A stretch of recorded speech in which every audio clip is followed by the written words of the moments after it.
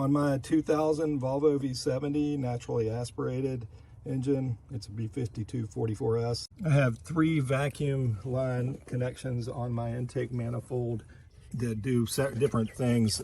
This one of them, this one on the top on my particular setup, goes over to a valve that does have an electrical connector on it, and it has to do with the fuel recycle system, I believe. I'm not sure, but this line goes back to the tank.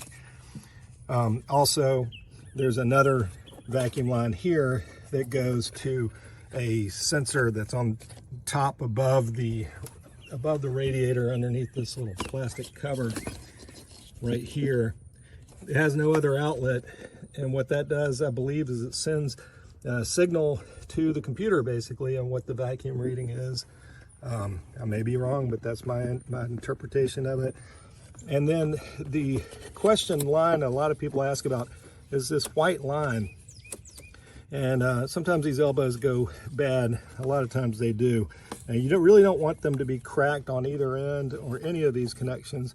It'll affect your mileage. And also it's bad to let air inside the intake manifold after the mass airflow sensor, because the mass airflow sensor takes a reading here, and if you let more air in down here, it throws it off.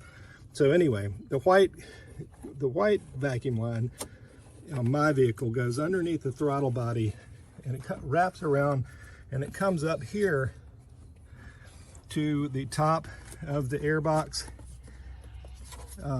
And then there's another connection here for another vacuum line, and that vacuum line, actually I've replaced it with just standard vacuum line from the auto parts store because I didn't have another elbow for the black line.